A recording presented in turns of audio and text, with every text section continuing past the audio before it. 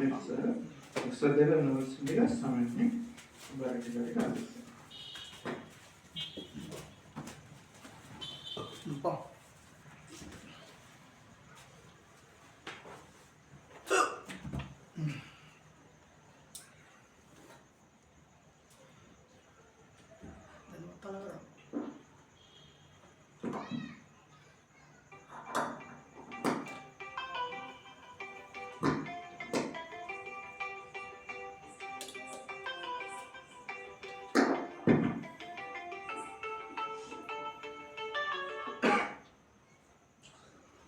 Hello hello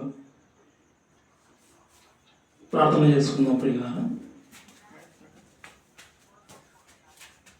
పరలోకమందు ఉన్నటువంటి మా యొక్క తండ్రి, నీ యొక్క పరిశుద్ధమైన ఉన్నతమైన నామం బట్టి నీ యొక్క ప్రియకుమారుడు మా రక్షకుడు యేసుక్రీస్తు ద్వారా కృతజ్ఞతలు తెలియజేసుకుంటున్నాం ఆయన. ఈ యొక్క సమయంలో మీరు వ్రాయించిన జీవగ్రంథంలో నుండి కొన్ని విషయాలు తండ్రి మేము ఆలోచిస్తూ ఉండగా ఈ యొక్క మాటలు విని నీ సన్నిధిలో తండ్రి మేము ఎలా ఉండాలో గ్రహించిన ఆయన వాక్యానుసారమైనటువంటి ప్రవర్తన, ఆ విధానం తండ్రి మేము నడుచుకున్నట్లు అవకాశం కల్పించామని ఈ ప్రార్థన నీ ప్రియకుమారుడు అయినటువంటి యేసుక్రీస్తు ద్వారా అడిగి వేడుకొనుచున్నాం తండ్రి, ఆమేన్. ప్రియమైన దేవుని పిల్లలారా, మన యొక్క సమయంలో కొద్ది నిమిషములు ఒక ప్రాముఖ్యమైన విషయాన్ని మనం ఆలోచిద్దాం. మీకు ముందుగా ప్రకటింపబడిన విధముగా ఈ యొక్క సమయంలో మనం ఆలోచించబోయేటువంటి విషయం దేవుని సన్నిధిలో ఎలా ఉండాలి. దేవుని సన్నిధిలో ఎలా ఉండాలి అన్నటువంటి విషయాన్ని మనం దేవుని యొక్క మాటల ద్వారా మనం తెలుసుకున్నాం ప్రియులారా. ఈరోజు క్రైస్తవులు లేదా క్రైస్తవ ప్రపంచం దేవుని యొక్క మాటలకు దగ్గరగా ఉంది. వీరు నమ్మినటువంటి జీవగ్రంథం, ఆ మాటల ప్రకారంగా నడుచుకుంటే ఖచ్చితంగా ఎక్కడికి వెళ్తారంటే స్వర్గానికి, దేవుడు అన్నటువంటి ఆ లోకానికి వెళ్ళడానికి వీరికి అవకాశం ఉంది. లోకంలో ఉన్నటువంటి ఏ జనాంగానికి లేనటువంటి మంచి భాగ్యం ఉంది. ఇలాంటి క్రైస్తవ సమాజం ఇలా భూమి మీద బ్రతుకుతూ ఉన్నప్పుడు దేవుని యొక్క మాటల ప్రకారంగా ఎలా జీవించాలని తెలుసుకోవాలి. ఆ మాటల ప్రకారంగా నడుచుకుంటే వచ్చేది పరలోకమే, దేవునితో యుగ యుగములు తరతరములు ఉండేటువంటి భాగ్యం. అయితే ఆ మాటల ప్రకారంగా నడుచుకోలేక మంచి భాగ్యం, ఆ పరలోకాన్ని ఎంతో మంది చేతులారా పోగొట్టుకుంటా ఉన్నారు. అయితే కొద్ది మందిగా దేవుని యొక్క మాటల పట్ల ఆసక్తి కలిగిన వారిగా మరి ఆయన మాట ప్రకారంగా ఎలా నడుచుకోవాలనేది, ముఖ్యంగా దేవుని యొక్క మాట వినడానికి వచ్చేటువంటి వారు దేవుని సన్నిధిలో ఎలా ప్రవర్తించాలనేది, ఈ విషయాలు కూడా కొన్ని తెలుసుకుంటే మరి ఆత్మీయ జీవితానికి ఎంతో ఉపయోగకరంగా ఉంటాయి. ఆలోచిద్దాం, దేవుని సన్నిధిలో ఎలా ఉండాలి. పౌలు గారు చెబుతున్నటువంటి మాట ఒకసారి జ్ఞాపకం చేసుకుందాం ప్రియులారా. అపోస్తలుడైన పౌలు తిమోతికి రాసినటువంటి మొదటి పత్రిక, రాసినటువంటి మొదటి పత్రిక 3వ అధ్యాయం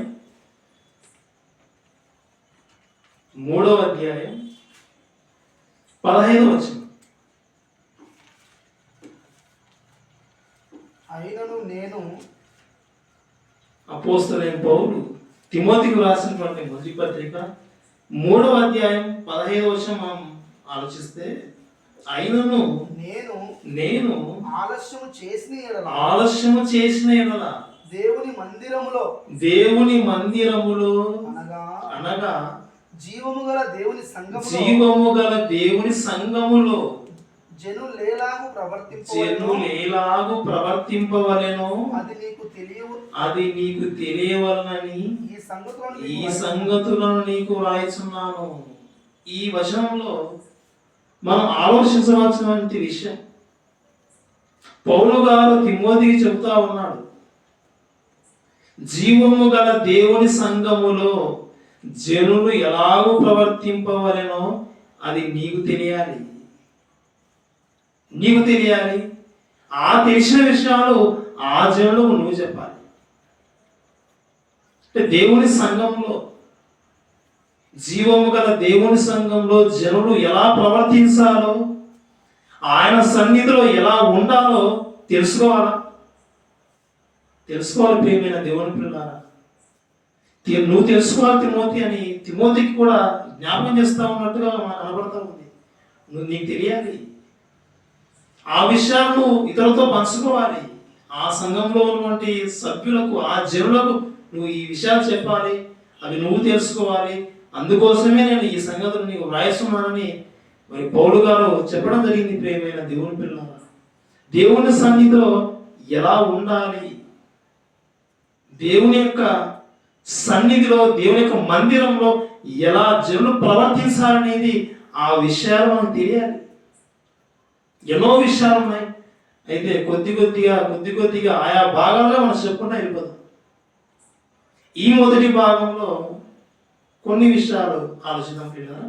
మరి మొదటిగా మనం ఆలోచిద్దాం, జీవము గల దేవుని సంఘంలో జనులు ఎలా ప్రవర్తించాలి. అందులో మొదటిగా మనం ఆలోచిస్తే, దానికంటే ముందుగా ఈ దేవుని సంఘం లేదా జీవము గల దేవుని సంఘం లేదా దేవుని సన్నిధి, ఈ దేవుని సంఘంలో ఎవరున్నారంటే దేవుడు ఉంటాడు. రాజుగారు ఉన్నటువంటి ఆ ఆస్థానంలో రాజ సన్నిధిలో ఎవరుంటారంటే రాజు ఉంటాడు. మరి పూర్వము ఒక వివాదం వచ్చినప్పుడు, రాజు అయినటువంటి సొలొమోను దగ్గరికి ఒక వివాదం వచ్చినప్పుడు ఇద్దరు స్త్రీలు వెళ్ళిపోతారు. నా బిడ్డ అంటే నా బిడ్డ, నా బిడ్డ అంటే నా బిడ్డ అవుతాడని అలా వివాదం తీర్చుకోవడానికి వెళ్ళిపోతే, ఆ బిడ్డ కోసం రాజు ఆ సమయంలో తన జ్ఞానం ఉపయోగించి నిజమైన తల్లి ఎవరో కనుక్కోవాలనే ఉద్దేశంతో ఆ బాలుని మరి శిరఛేదన చేయాలి, సగభాగాలుగా చేసేయాలి అనే ఆలోచన చేసినప్పుడు, అప్పుడు వారు కత్తి తీసుకొని వస్తారు. ఆ సమయంలో వ్రాయబడిన మాట, వారు రాజ సన్నిధికి కత్తి తీసుకొని వచ్చారనేది ఆ పదాలు మనకు కనబడతాయి. అంటే రాజుగారు ఉన్నటువంటి ఆయన ఉన్నటువంటి ఆ సమీపం, ఆ ఆస్థానం ఏదైతే ఉందో అది రాజసన్నిధి. రాజసన్నిధిలో రాజు ఉంటాడు. ఇక్కడ దేవుని సంఘంలో దేవుడు ఉంటాడు. దేవుని సంఘంకు మనం వెళ్ళడమే దేవుని సన్నిధికి వెళ్ళడం. ఇది మనం ఆలోచించాలి. ప్రియమైన దేవుని పిల్లలారా, ఈ దేవుని సన్నిధిలో ఎలా ఉండాలి మనం? అందులో మొదటిగా మనం ఆలోచిస్తే, దేవుని సన్నిధిలో ఎలా ఉండాలంటే మౌనముగా ఉండాలి. మన ఇష్టం వచ్చినట్టుగా మనం మాట్లాడకూడదు.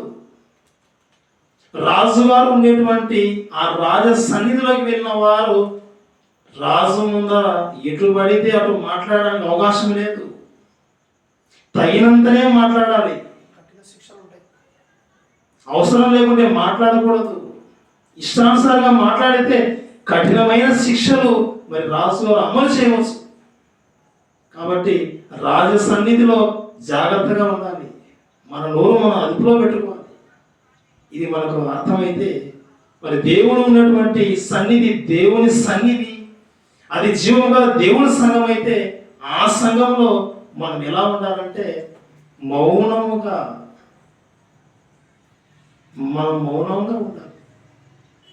ప్రియమైన దేవుని పిల్లారా, మరి ఆయా ప్రాంతాలకు సువార్తకు మనం వెళ్ళినప్పుడు మాకు ఎదురైనటువంటి అనుభవాలు, ఒకనొక ప్రాంతంలో అయితే మందిరానికి వచ్చారు, దేవుని యొక్క మాటలు వినడానికి వచ్చారు, కానీ ఏం చేస్తూ ఉన్నారంటే చెప్పే వాక్యం వినడం లేదు, కానీ వాళ్ళు మాట్లాడుతూ ఉన్నారు, వాళ్ళే మాట్లాడుకుంటా ఉన్నారు. ఇది దేవుని సన్నిధిలోకి వచ్చి మాట్లాడుకోవడం అంటే దేవుడు ఉన్నాడని వారికి ఆలోచన లేదా? అసలు ఆలోచన లేదు. మరి ఇంటి దగ్గర మాట్లాడుకోవచ్చు కదా. ఇంటి దగ్గర మాట్లాడుకోవాలంటే ఇంటి దగ్గర ఉన్నటువంటి తల్లిదండ్రులు కొడతారు. ఇక మాట్లాడుకోవడానికి అవకాశం ఎక్కడ ఉంది? ఇదిగో దేవుని మందిరం, చర్చి. అక్కడికి వెళ్ళిపోతే మనం అక్కడ మాట్లాడుకుంటే ఎవరు పసిగట్టలేరు. ఈ ఆలోచనతో మనుషులు మాట్లాడుకోవడానికి, ముచ్చట్లు చెప్పుకోవడానికి ఏ ప్లేస్ అనుకుంటారంటే ఇదిగో మందిరానికి వెళ్ళిపోతారు, చర్చికి వెళ్ళిపోతారు. అక్కడికి వెళ్ళిపోయి అక్కడ వాళ్ళ యొక్క మాటలు మాట్లాడుకుంటూ ఉంటారు, ముసలము ముచ్చట్లు. అంటే ఈ మాటలు, ఈ అనవసరమైన మాటలు మాట్లాడుకోవడానికి దేవుని సన్నిధానానికి వెళ్ళడం అవసరమా? ప్రియమైన దేవుని పిల్లారా, ఇక అదే విధంగా ప్రార్థనకు వచ్చి దేవుని మాట వినడానికి వచ్చిన వారు అనేకులు తమ వెంట తమ పిల్లలు తీసుకొని వస్తారు.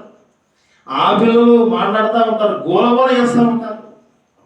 ఆ సంఘ కాపరి వారిని కంట్రోల్లో పెట్టాడు. ఆ పిల్లలు తెచ్చుకున్న తల్లిదండ్రులు కూడా ఒక మాట అన్నారు. అంతా అలాగే గోలగోల. ఏంటి దేవుని సన్నిధిలో, దేవుని మందిరంలో ఇలాంటి డిస్టర్బెన్స్ ఏంటి? అంటే మిగిలిన వాళ్ళు వాక్యం వినకూడదా? మంచి మాటలు మిగతా వాళ్ళు వినకుండా పోతుంది, అవకాశం ఉండదు.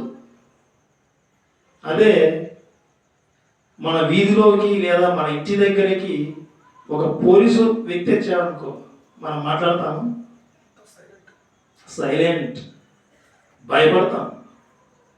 ఎవరైనా ఒక జీప్ వేసుకొని గవర్నమెంట్ ఆఫీసర్లు, ఉన్నతాధికారులు మన ఇంటి ముందుకు వచ్చి నిలబడితే ఆ వీధిలో మాట్లాడుకుంటా ఉన్నప్పుడు మనం సైలెంట్ అయిపోతాం.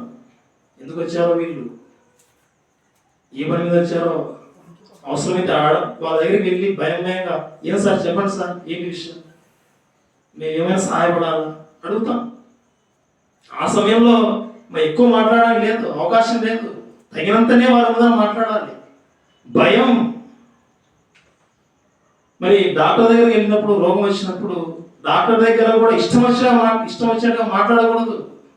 ఇష్టం వచ్చినట్టుగా మాట్లాడితే ఇక తర్వాత ప్రతీకారం తీసుకుంటాడు, ఇంజక్షన్ గట్టిగా వస్తాడు.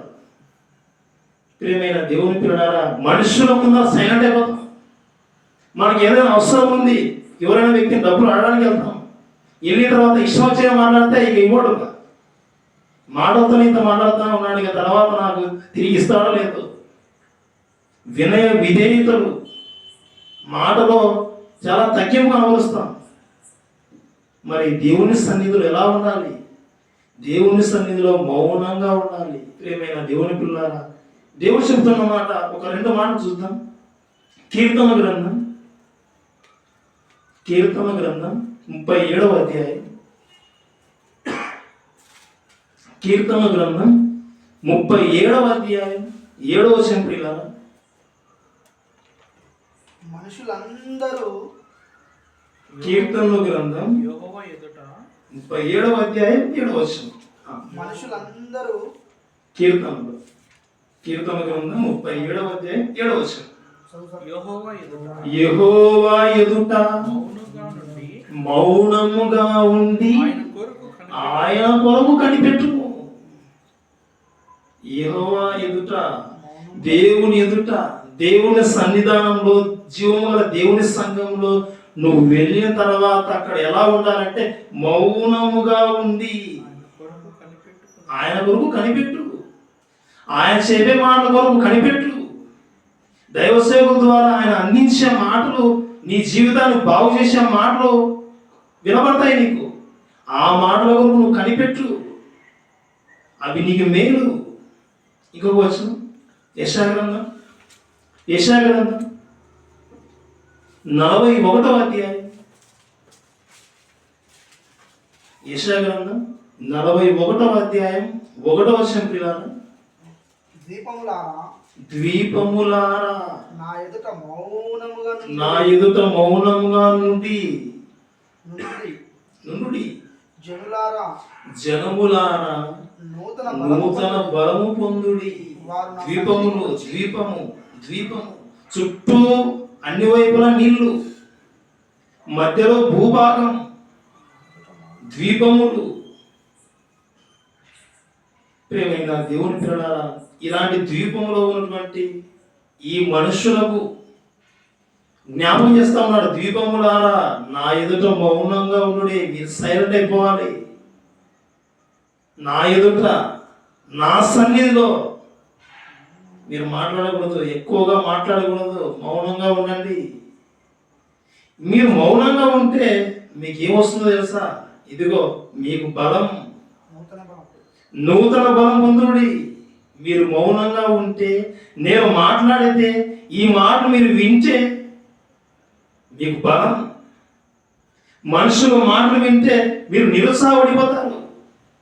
మనుషుల మాటలు వింటే మీరు బలహీనపడిపోతారు. ఇదిగో నా మాటలు వింటే, నా మాటలు వినడానికి నువ్వు ముందు మౌనంగా ఉంటే, నా మాటలు నువ్వు వింటే, శ్రద్ధగా మనసు పెట్టి, ఇదిగో ఆ మాటలు విన్న తర్వాత నీకు ఆత్మలో బలం పొందండి. ఇందుకోసమే నా సన్నిధానానికి రండి. ప్రియమైన దేవుని పిల్లలారా, జీవము గల దేవుని సంఘంలో జనులు ఎలా ప్రవర్తించాలి? వచ్చిన వారు దేవుని మాటలు వినడానికి ఆసక్తితో రావాలి. ఇక వచ్చిన వారు మనస్సు పెట్టి వినడం మీదనే శ్రద్ధ, ఆలోచన పెట్టాలి. మాట్లాడడం కంటే మరి దేవుని మాటలు వినడానికి ఆసక్తి చూపాలి.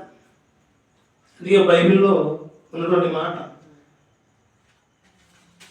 వినుటకు వేగిరపడవని గాను మాట్లాడటకు నిదానించు అని గాను ఉండాలి. మాట్లాడాలి. ఎవరు? దేవుని మాట చెప్పేవాళ్ళు మాట్లాడాలి. ఇక వినడానికి వచ్చిన జనులు వీరు మౌనంగా ఉండి వినవలసిందే. ప్రియమైన దేవుని పిల్లలారా, జీవం గల దేవుని సంఘంలో జనులు వచ్చేవారు, వినేవారు, వీళ్ళు ఎలా ఉండాలంటే మౌనముగా ఉండవలేను. ఇది మొదటి విషయంగా మనం ఆలోచిస్తూ ఉన్నాం. ఇక రెండో విషయం గురించి ఆలోచిద్దాం. దేవుని సన్నిధిలో జనులు ఎలా ఉండాలి? దేవుని సన్నిధిలో మనం ఎలా ఉండాలి? ఆలోచిద్దాం. ప్రసంగి గ్రంథం 5వ అధ్యాయం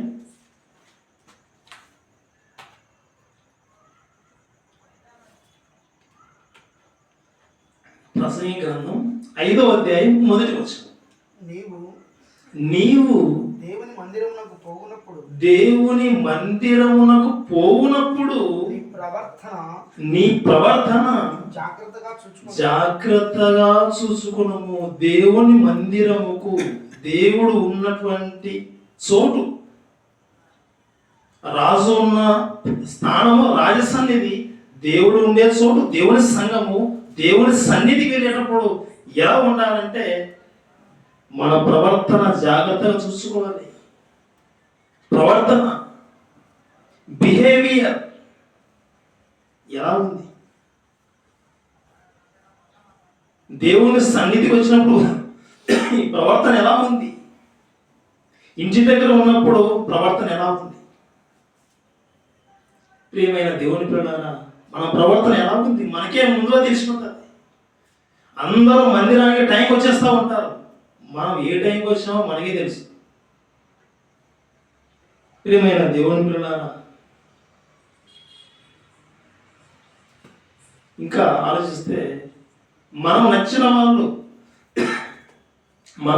వాళ్ళు సంఘంలో ఎవరైతే బెస్ట్గా మనకు ఫ్రెండ్స్గా ఉంటారో వాళ్ళు మందిరానికి వస్తే మనం వస్తాం.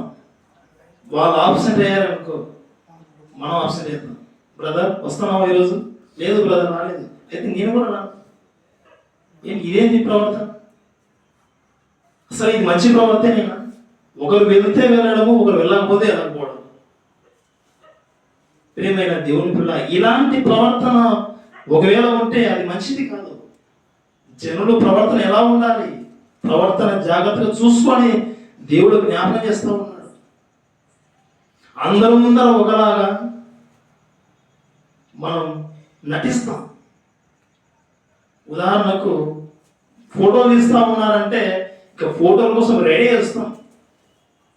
అదే ఫేస్తో రావచ్చు కదా, అదే సింపిల్ చుట్టుతో రావచ్చు కదా. ఏ ఫోటోలు తీస్తారు కదా, ఫోటోలు కదా బాగుండాలి, ఫోజులు బాగా కనబడాలి కదా. ఎలా అయితే బెడ్ మీద ఉండి లేచినప్పుడు ఎలా ఉన్నావో అలాగే వచ్చి ఫోటో దిగచ్చు కదా. అట్లెట్లేదు, అది బాగా దిగాలన్న ఫోటో అంటే అప్పుడు ఒకలాగా ఇప్పుడు ఒకలాగా మార్పు చెందేమన్నమాట. మరి దేవుని యొక్క సన్నిధికి వచ్చేటప్పుడు ప్రవర్తన ఎలా ఉండాలి? ఇంటి దగ్గర ఉన్నట్టుగా ఇక్కడికి వచ్చిన తర్వాత కూడా అలాంటి ప్రవర్తనే ఉండాలి. ప్రవర్తనలో మార్పు కనబడుతూ ఉంటుంది. మనిషిని బట్టి, స్థానాన్ని బట్టి, స్థితిని బట్టి మన యొక్క ప్రవర్తన మారిపోతూ ఉంటుంది. ప్రియమైన దేవుని పిల్లారా, ప్రవర్తనలో మార్పు కనబడుతూ ఉంటుంది. అయితే ఈ ప్రవర్తన రెండు రకాలు, మంచి ప్రవర్తన, చెడు ప్రవర్తన.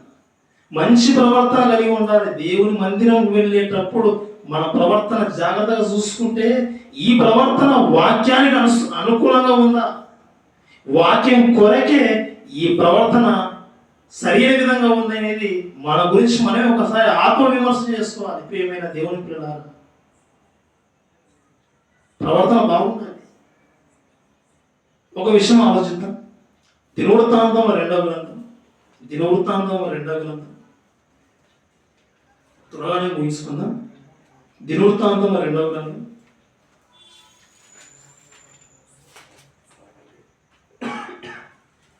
26వ అధ్యాయం. దినవృత్తాంతం 2వ గ్రంథం 26వ అధ్యాయం 16వ వచనం.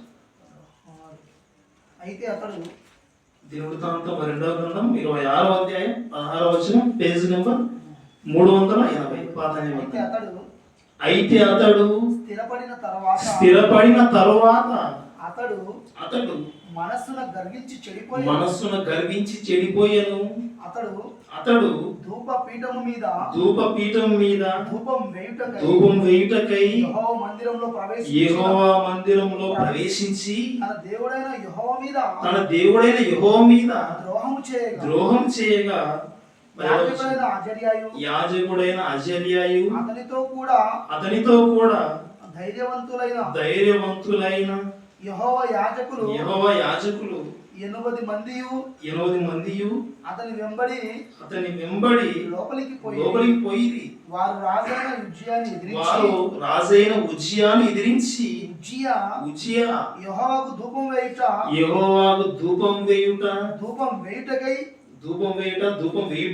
ప్రతిష్ఠింపబడిన అహరోను సంతతి వారైన యాజకుల పనియే గాని నీ పని కాదు. పరిశుద్ధ స్థలములో నుండి బయటికి పొమ్ము. నీవు ద్రోహం చేసి ఉన్నావు. దేవుడైన యెహోవా సన్నిధిని ఇది నీకు ఘనత కలుగజేయదని చెప్పగా, ఇక్కడ రాజైనడు ఉజ్జియా ఇతను చేస్తున్న పని ఏంటంటే దేవునికి ధూపం వేయడానికి ప్రయత్నం చేశాడు.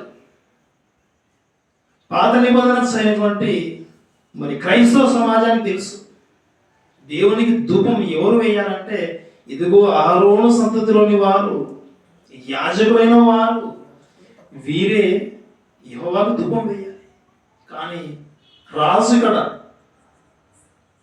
ధూపం వేయడానికి అవకాశం లేనటువంటి ఈ రాజు, నేను రాజును కదా, నేనెందుకు చేయకూడదనే విధంగా తాను చేయకూడని, తనది కాని పని చేయడం వరకు ముందుకెళ్ళాడు.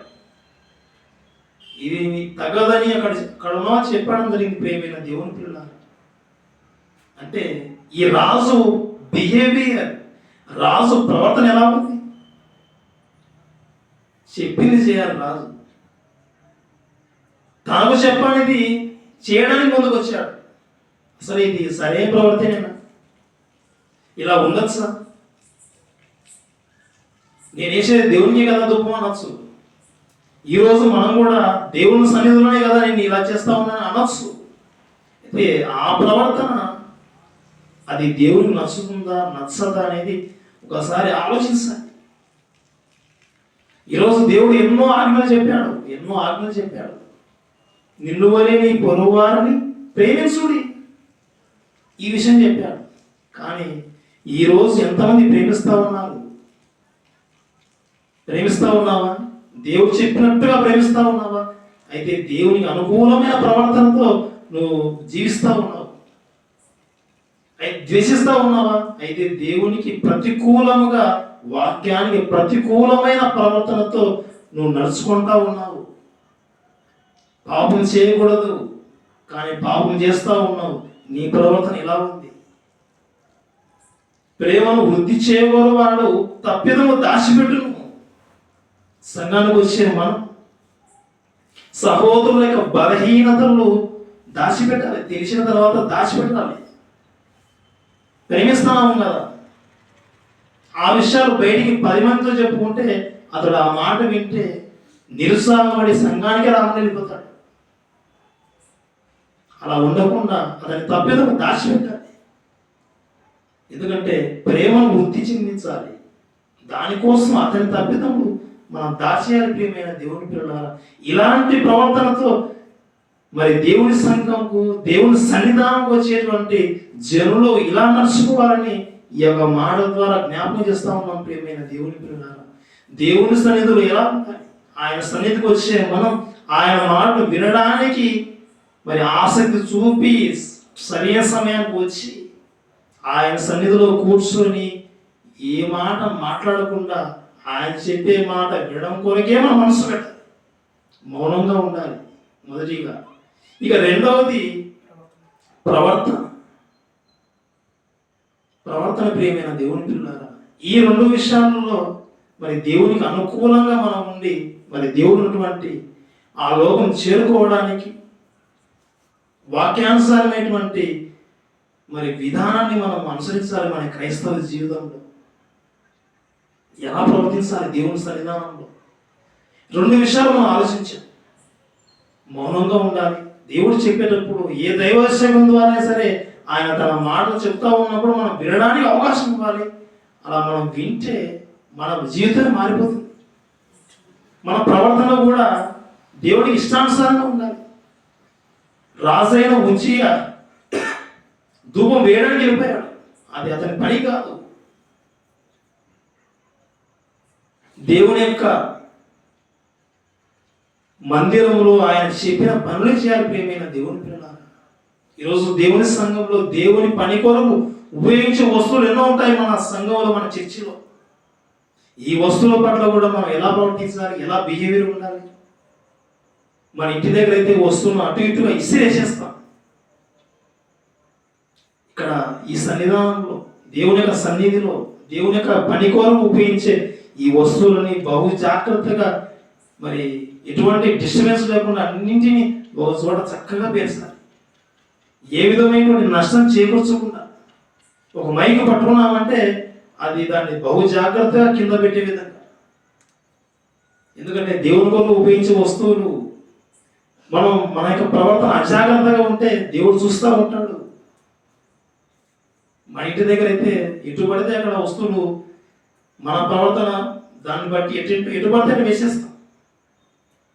ప్రవర్తన విషయంలో మన జీవితంలో ఎలా ఆలోచించుకుంటున్నాం? వస్తువుల పట్ల, దేవుని యొక్క వస్తువుల పట్ల, ఆయన కొరకు ఉపయోగించే వస్తువుల పట్ల మన ప్రవర్తన ఎలా ఉందనేది దేవుడు చూస్తూ ఉంటాడు. ప్రతిదీ పరీక్షిస్తూ ఉంటాడు. జాగ్రత్తగా ఉండాలి. ఈ విషయాలు మనం గ్రహించి మరి దేవుణ్ణి మెప్పించే విధంగా, దేవుని సంతోషపెట్టే విధంగా ఉంటూ మన జీవితంలో మరి దేవుని కొరకు ఉన్నతంగా బ్రతకాలని, జీవము గల దేవుని సంఘంలో మన ప్రవర్తన ఉండాలని ఈ విషయాలు జ్ఞాపకం చేస్తా ఉన్నాం. ప్రియమైన దేవుని పిల్లలు, మరిన్ని విషయాలు మరి తర్వాత వచ్చేటువంటి భాగాలలో మరిన్ని విషయాలు మాట్లాడుకుందాం. మరి సమయంలో చిన్న ప్రార్థన చేసుకున్నాం. పిల్లలు చిన్న ప్రార్థించుకుందాం. పరలోకమందు ఉన్నటువంటి మా యొక్క తండ్రి, నీ యొక్క పరిశుద్ధమైన ఉన్నతమైన నామం బట్టి మరొకసారి నాయన మేము ప్రార్థిస్తూ ఉన్నాం. నీ సన్నిధానంలో మేము ఎలా ఉండాలో నాయన మీ యొక్క జీవ గ్రంథంలో ఎన్నో విషయాలు వహించాను నాయన. ఈ యొక్క సమయంలో కొన్ని విషయాలు మేము ఆలోచించాం. నీ సన్నిధిలో నాయన మేము మౌనంగా ఉండాలి. నీ సన్నిధికి వచ్చేటప్పుడు నాయన మా ప్రవర్తన జాగ్రత్తగా మేము చూసుకోవాలి. వాక్యానుసారమైనటువంటి ఈ ప్రవర్తన నాయన నీ యొక్క మాట తెలుసుకున్న తర్వాత మేము నడుచుకోవాలి. అట్టి భాగ్యం నాయన మాకందరికీ కల్పించమని ఈ చిన్న ప్రార్థన నీ ప్రియకుమారైనటువంటి యేసుక్రీస్తు ద్వారా అడిగి వేడుకొనుచున్నాం తండ్రి. ఆమేన్. ఆమేన్.